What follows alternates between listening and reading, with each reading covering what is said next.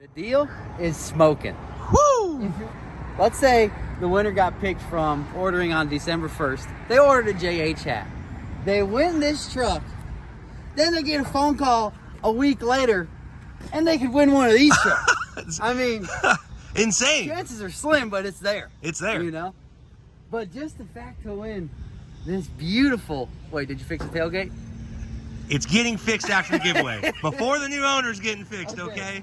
You win this beautiful Denali. You know, this ain't no base model. This is a Denali. Dirty Max, you know, I mean... Can you imagine winning I'm not this gonna lie. and then getting the call to win that and you tow that to the track with that? That would be absolutely insane if that happened. But it could happen. Highly unlikely, but it could happen. Could happen. But yeah, someone's winning this for sure. Only one person. This, two people, but this, one winner. You know the deal. Dude, you're... Let's good go, call. dude. This is a good idea. I don't know. I really like this truck. I don't know if it was a great idea or not, but... I bet you do. Yeah, I'm fired up. The best part is when the people come to pick it up and they're just like, oh my gosh, this is my truck now. I bought a sticker. You know, 100%, dude. That's all it takes is just a sticker, a keychain, anything. Anything JH. Hell yeah. Well, guys, win this truck. LS George approves. Let's go, dude. Hell yeah. We're back on one of our favorite projects, one of our biggest projects, the JH Diesel Mega Truck 2.0. That's right, guys. We've been working on it, getting it dialed in. So far, we've got the whole cab on it assembled. We've got the bed on it fully assembled. We got a couple small things we have to do to that stuff, but for the most part, the top side is done. We are now working on getting the fuel system mounted and ran, and then getting the engine, obviously, fired up and running. We're very close. So we'll get back to that today. We'll get back to that today and continue on this beast.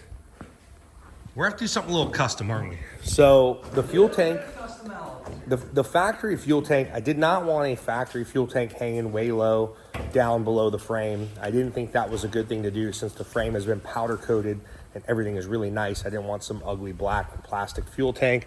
We thought about building an aluminum fuel cell for underneath, but then mounting it and other stuff, every which way we looked at it, it just wasn't going to be the right thing to do, I don't think. So we decided to do something a little different, and we're going to get a fuel tank mounted into the bed. So we'll show you guys what we decide to do. We hope it works. We think it will. So we got this fuel tank I ordered up the other day.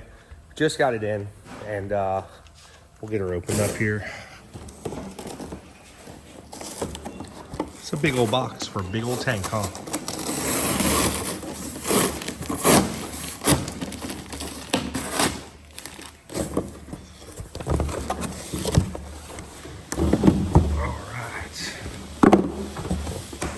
That's right, guys. So what we have here is, what's that for, a pump? Wow, man, put a cap on it. What we have here is a 45-gallon aluminum tank. This actually mounts inside the front of the bed. And we went this route, like I said, we just did not want to deal with a tank hanging underneath. And I think this will be the best route to go. You can buy these things from, you know, Tractor Supply, Midwest or Northwestern Tools, Northern Tools, places like that. We got ours from our wholesaler, so this is a good UWS, United Welding Services tank. And basically what we're going to do is we're actually going to cut it up a little bit, aren't we?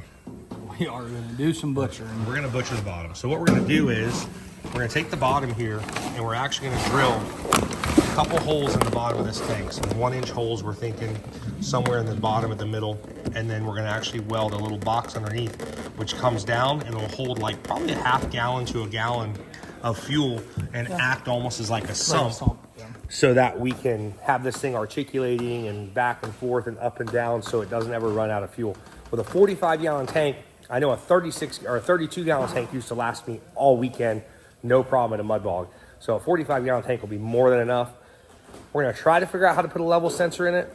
We haven't figured that one out yet, but we will try. So we're gonna get started on this, but then I'll show you guys how we're getting fuel from this tank to the engine.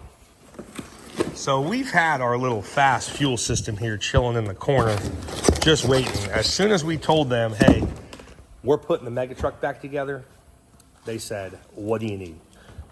Got us a fuel pump sent right out. That's all right, a fast titanium system. This is going to be a 290 gallon per hour, I believe. Let me look at my thing here. This thing's been sitting on a shelf for a minute. Sorry. 220 gallon per hour pump system. It's going to supply the correct PSI we need. That'll basically come right out of the fuel tank, right to the front, right to the engine. I never had an aftermarket fuel system on this thing before. I only had a regulated return. So having the fast to keep our fuel fresh and clean should help this thing run a lot better for the more power added. So let's get started on the fuel cell. We'll get the fast mounted up and get this thing dialed in and ready to fire. So we got our pieces for our bottom of our fuel tank sump. Went 7 inches to this. The bottom is 8 inches. I went 7 inches to this side, and I went 6.5 inches wide because I set the fuel tank in the truck, and that's as wide as I can go. There's a cross member in the bottom of the bed. So this is my piece. We're gonna go ahead and cut it out, and then I'm gonna try to bend it right here and right here.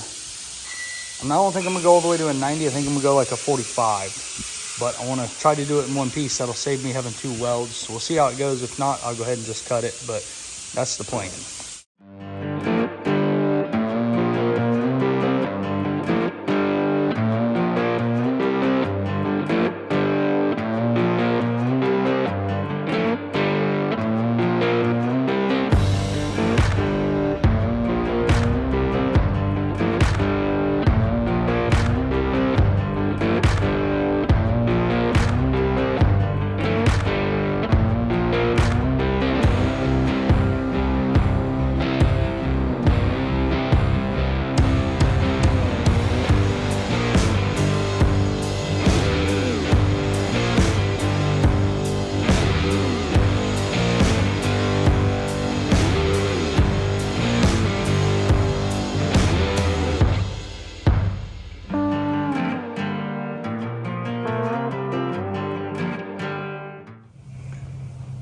Our piece is bent. Turned out pretty good. The bends are pretty close to the same. I went ahead and traced that out on this. So obviously it's this outside line, and that's the top of it. So I'm gonna go ahead and cut that out. As long as it fits good in the side of that, then I'll cut another one exactly the same, and we'll start getting it welded up. We'll weld around that, and then I don't have to weld those 2 seams there. And we'll have to put our fittings in the back of this for our fuel and get it mounted on the tank, but we're one step closer.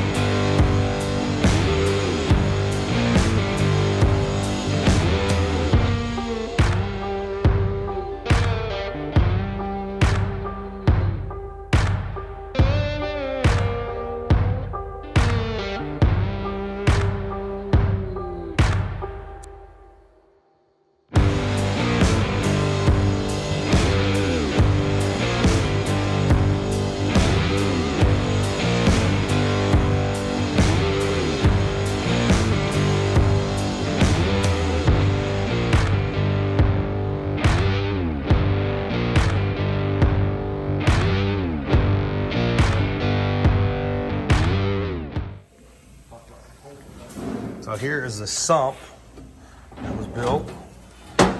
Justin took care of that, and that's gonna get welded right to the bottom of our tank. Obviously, I'm probably gonna put a 90-degree outlet on this, and then obviously keep a plug just so we have a drain plug and an extra fitting if anything ever happened to this one. And then we got our holes drilled in the bottom here. So this will kind of be our sump. So this should hold fuel down the bottom, and that thing's gonna weld right on top of it.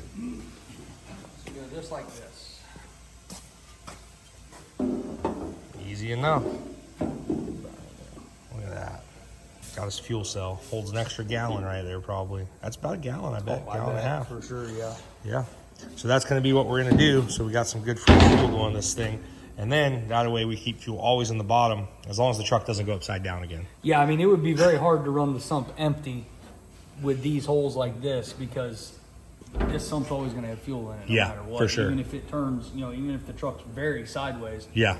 it's still going to keep Still gonna fuel keep it in in that there. sump because that sump comes way out here. So. Yeah. Cool. And then we got some return lines here. That's right. We did the return lines at the top of the tank. These will So, get welded in here yep. for our returns. So Sweet. Oh yeah. She's getting there. I went ahead and welded that piece on that I made. It's welded in place. I pressure tested it.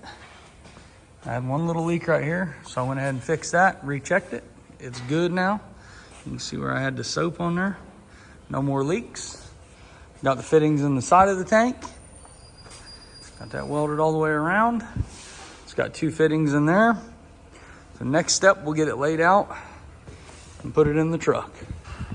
I'll clean this up a little bit if I can. It's coming along. Sump is completely welded up and on, as you guys saw. Justin went ahead and polished it up a little bit too. So our sump is on. That should hold plenty of fuel if we ever get into a weird position. And then obviously we got a couple other fittings we're not done with up here. This will end up being, I believe this is one of our returns. We capped the other one, and then this is another return. So we have the fast return, the engine return, and then we have a spare return, I think, just in case we ever needed to use it or something. So we decided to do that. And then right now we're gonna get this mat laid out, get the hole cut in the bed, and get the tank installed.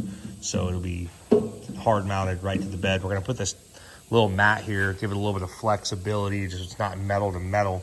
It's not much, but it's just a little bit that should help it if it needs it. So we'll get this thing put in there, and we'll have us a 45-gallon fuel cell, which you won't be able to see from outside the truck till you get in the bed. So it'll be nice and compact. Should look pretty good. Got the sending unit out of one of our other tanks. This is a Ford sending unit it's actually came out of the frame that the cab came off of. And I went ahead and drilled a hole in there for the sending unit to go in.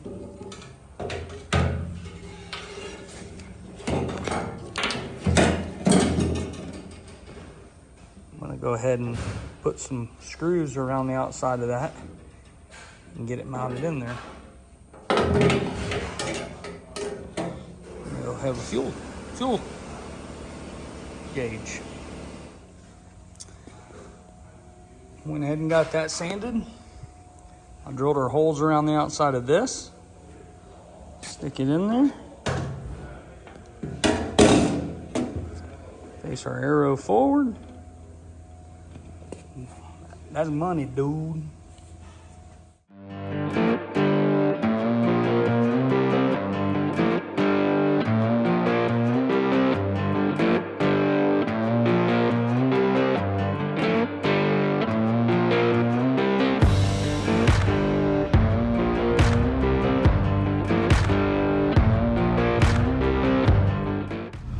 Got her installed, and it's looking pretty cool from underneath. Not too She bad. hangs down pretty good, man. You did a nice job on that thing.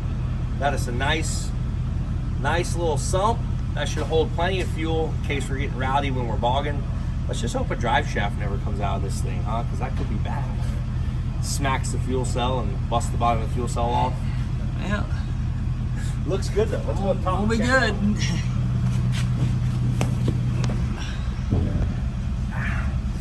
So, as you can see, it's been mounted in, the fuel cell's in, it's got the fuel sending unit installed to it.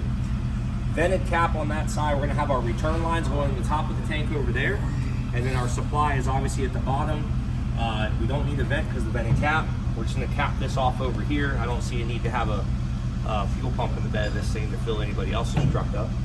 So, but it's looking, yeah man, looking really good. Maybe put a cap over here. I guess we could just put a cap on this side. Yeah, and then that Have way, two caps. if you ever if we pulled into the gas station with side-by-sides or something, the fillers are on the other side of those. Fill and everything up on this side. Yep. Well, all in all, I think it's going to work really good. And it's, like I said, you don't even know it's back here until you get back in the bed. And it's a nice little piece back here. This bed usually stays pretty empty. We talked about throwing a toolbox in the front of this thing just to have some stuff inside a toolbox. We don't know if we're going to do that yet for sure, but this should work for what we're trying to do. So it came out really good. Justin, crush it, dude. Looks good.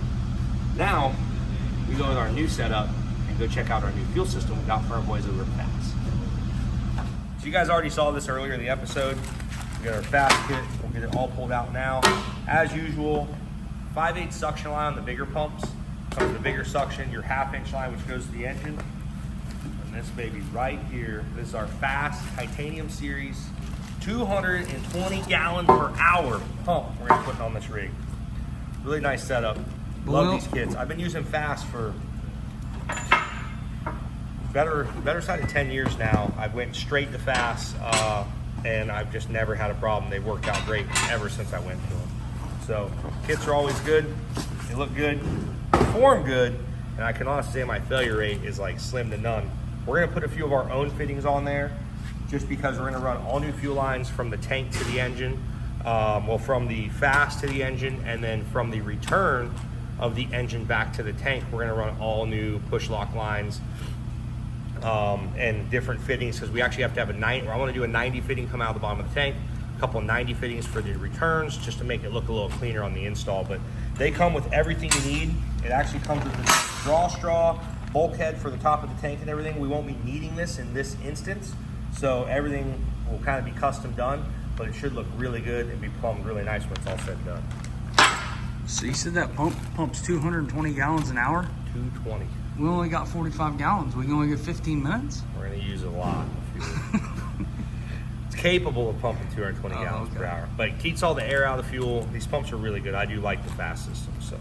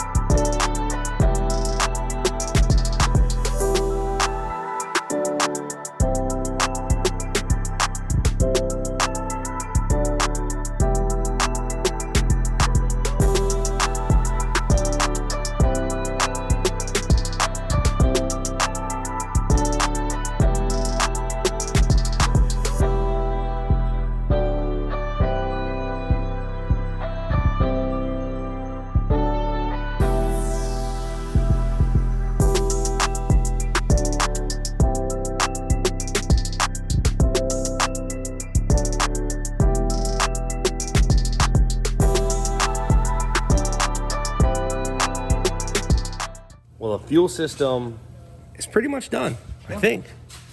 Yeah, we got our hoses run up here. Basically, all the lines are coming right from the top here. You can't really see them. We got a few lines up here. There's some power steering lines in the way.